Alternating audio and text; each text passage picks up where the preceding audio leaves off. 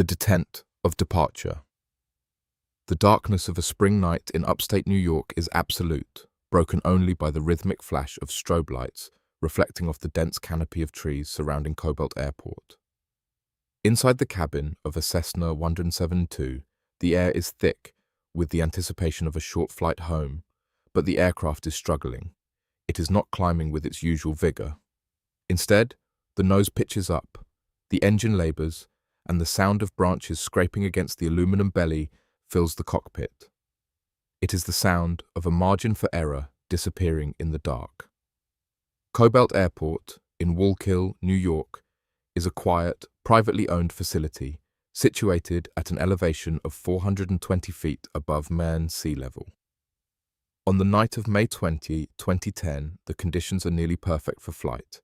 The air is still, the sky is clear, and the visibility stretches for 10 miles. At 21:45, the temperature sits at 19 degrees Celsius with a dew point of 14, a spread that suggests stable, predictable air. For a seasoned pilot, these are the kind of conditions that invite a routine, uneventful trip. The aircraft sitting at the end of runway 21 is a Cessna 172N, registration N739RK. The 172 is the most produced aircraft in history, a high-wing, four-seat icon of general aviation known for its stable handling and forgiving nature. This specific airframe was manufactured in 1978 and is powered by a Lycoming 032E H2AD engine, a four-cylinder, carbureted power plant capable of producing 160 horsepower. It is a machine designed for reliability, a staple of flight schools and personal travel alike. The man in the left seat is a 48-year-old private pilot and the owner of the aircraft. With 400 hours of total flight experience, he is well past the initial learning curve of a novice, possessing the kind of experience where the cockpit environment feels like a second home. He holds a valid third-class medical certificate and has been the registered owner of this Skyhawk for nearly 3 years. Seated next to him is a passenger who is also a student pilot. In the rear, 2 more passengers prepare for the flight back to Brookhaven Airport on Long Island. Earlier that evening, the group had flown in from Brookhaven, arriving at Kobelt around 19:45. It was a social outing. They had dinner at a restaurant located on the airport grounds. Before the return leg, the pilot performed a pre-flight inspection and added fuel. A credit card receipt would later confirm the purchase of 17.4 gallons of aviation gasoline at 21:33. With the tanks replenished and 4 adults on board, the aircraft was ready for the trip home. But a critical transition was occurring, one that often escapes notice in the comfort of a routine operation, the transition from a formal, disciplined process to a reliance on memory. According to the student pilot in the right seat, the aircraft was equipped with a standard card-style checklist. However, as the crew prepared for departure, the card remained in its slot. They had performed these procedures so many times, the student later noted, that they simply didn't pull the card out anymore. They relied on their collective memory to ensure the aircraft was configured for flight. In the world of aviation, the checklist is the primary defense against the fallibility of the human brain. It is designed to catch the small, easily overlooked settings that can have catastrophic consequences. One of those settings involves a small handle on the floor between the pilot seats, the fuel selector valve. On a Cessna 172N, this valve has 3 primary positions: left, right, A, B, right, and both. A placard clearly visible to the pilot states that the valve must be set to both for takeoff and landing. This ensures that the engine draws fuel from both wing tanks simultaneously, providing a redundant and unrestricted flow of energy to the engine during the most critical phases of flight. As the pilot completes the engine run-up, he notes that everything is in the green. The instruments indicate normal oil pressure, temperature, and a healthy magnetio check. The throttle is advanced, the Lycoming engine roars to life, and the Skyhawk begins its roll down the 2,864-foot asphalt runway. Now, the narrative shifts into the unfolding crisis. The Skyhawk accelerates down the dark runway, but the weight of 4 occupants and a fresh load of fuel is a heavy burden for the 160 horsepower engine. The aircraft reaches its rotation speed and the pilot pulls back on the yoke. The nose lifts and the tires leave the pavement, but the expected surge of altitude does not follow. The airplane feels heavy, sluggish. Approximately 45 seconds after breaking ground, the student pilot in the right seat sees something terrifying, the reflection of the aircraft's own strobe lights dancing off the leaves of trees. They are far too low. The airplane settles back toward the earth. Its belly began scraping the treetops. The pilot reacts, pulling the nose up in a desperate attempt to trade airspeed for altitude. The Cessna responds momentarily, climbing away from the branches, but the victory is fleeting. The engine is not producing the power it should. The tachometer hovers around 2200 RPM, lower than the full power setting required for a climb. The airplane settles a second time, sinking back toward the dark forest below. The engine's rhythm is wrong. It is starving. The pilot confirms the throttle is shoved all the way forward to the stop, but the power isn't there. Realizing the flight is over, he looks through the windscreen for any break in the darkness, any place to set the aircraft down. He turns to his passengers and utters a final, chilling warning. They are going in. The Cessna slams into a tree, the impact jarring the airframe. The right wing bends upward, and the right main landing gear is ripped away as the aircraft plows through the branches and strikes the ground. It skids across the earth and finally comes to a rest, upright, in the yard of a residential home. Silence returns to the neighborhood, broken only by the sound of a local dog barking at the intruder in its yard. The owner of the house, startled by the noise, finds a dazed occupant of the airplane standing on his front porch. The aircraft has come to rest on a heading of 290 degrees, a mangled wreck of aluminum in a quiet suburban lawn. The aftermath is a scene of organized chaos. Rescue personnel arrive to find the cabin crushed and the roof needing to be cut away to extricate the pilot and the passenger in the front seat. The pilot and the right front passenger have sustained serious injuries. The two passengers in the rear have fared better, escaping with minor injuries. All four are alive, but the aircraft is a total loss. When NTSB investigators and FAA inspectors arrive at the scene, they find a wreckage path that tells a story of a struggle for altitude.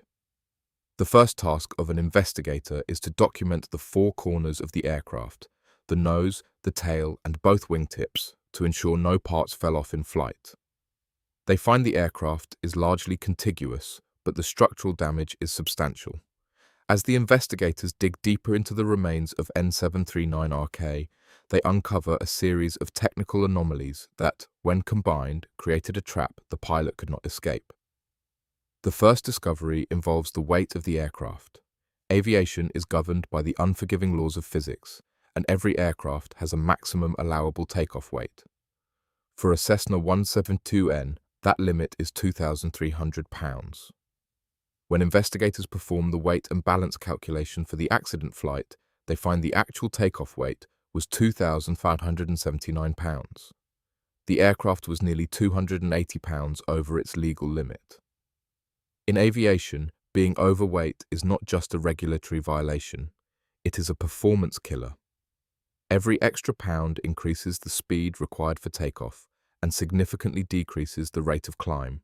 On a cool night at a low-elevation airport, a Skyhawk might be able to lift an extra load, but it leaves the pilot with zero margin for error if the engine performance is anything less than perfect. And the engine performance was far from perfect. When investigators examine the fuel system, they find a smoking gun. The fuel selector valve on the floor of the cockpit is not clicked into the both or left detent. Instead, it is found sitting in no man's land, positioned between the two settings. The fuel selector valve is a precision component. When it is properly seated in a detent, the internal ports are fully aligned, allowing a maximum flow of fuel to the engine. To understand why this matters, the NTSB sends the valve to a specialized facility in Independence, Kansas, for bench testing. Under the oversight of an FAA inspector, the valve is pressurized. The results are revealing. When the valve is in its proper both left or right detents, the flow is unrestricted. However, when the valve is moved just 2 degrees away from the accident position, the flow of fuel is restricted or even completely stopped. This explains the engine's behavior during the climb. At idle or low power settings during taxi and the start of the takeoff roll, the restricted valve could still pass enough fuel to keep the engine running. But as the pilot pushed the throttle to full power for the climb, the engine began to consume fuel faster than the restricted valve could replenish it. The carburetor was being sucked dry. When investigators disassembled the carburetor at the crash site, they found only 1 teaspoon of fuel inside the bowl, a clear sign of fuel starvation. The engine hadn't failed mechanically, it had simply been starved of the lifeblood it needed to sustain the climb. As the investigation continues, a second, more subtle finding emerges regarding the severity of the injuries. The right front seatbelt had separated at its attachment point during the impact. Upon closer inspection, investigators find that the bolt used to secure the seatbelt to the airframe was not the standard AN4-6A bolt required by the Cessna parts catalogue. Instead, it was a non-standard screw with threads that extended all the way to the head. In aviation maintenance, the AN or Army-Navy standard for bolts is critical. A proper aviation bolt has a grip length, a smooth, unthreaded portion of the shank that handles shear loads. Shear loads are the forces that try to cut the bolt in half, exactly the kind of force experienced during a crash. A bolt that is threaded all the way to the head is significantly weaker because the threads create stress risers, small gaps, where cracks can easily start and spread. The use of the wrong hardware likely contributed to the seatbelt's failure and, consequently, the severity of the injuries sustained by the student pilot in the front seat.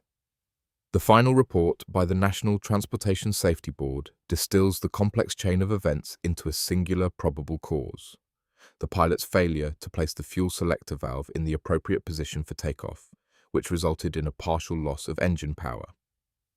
The investigation also cited the pilot's decision to attempt to take off while significantly over the maximum allowable gross weight as a contributing factor. The accident of N739RK is a sobering study in the dangers of complacency. It illustrates how the skip of a single line on a checklist, a task performed hundreds of times before, can lead to a configuration error that is invisible until it is too late. The fuel selector valve was never meant to be operated between detents, yet in the dark of the cockpit, without the discipline of a physical checklist, that is exactly where it remained. The physics of the accident are clear. The restricted fuel flow meant the engine could not produce full power, and the excessive weight meant the aircraft required more power than usual just to clear the trees. These two factors intersected at the end of runway 21, creating a situation where the aircraft was aerodynamically incapable of maintaining flight. For the aviation community, the legacy of this flight serves as a reminder that routine is a dangerous word. The 172 is a forgiving airplane, but it cannot overcome the combined weight of an improper configuration and a heavy load. The safety of a flight begins long before the wheels leave the ground. It begins with the discipline to treat every takeoff as if it were the first, with a card in hand and a careful eye on the detents that keep the engine alive. In the silence of that residential yard in Wallkill, the cost of a missed checklist item was written in twisted metal and broken branches, a permanent record of the thin line between a routine departure and a fight for survival. Help us document aviation history. Consider supporting our project. Like this video, subscribe, and hit the bell.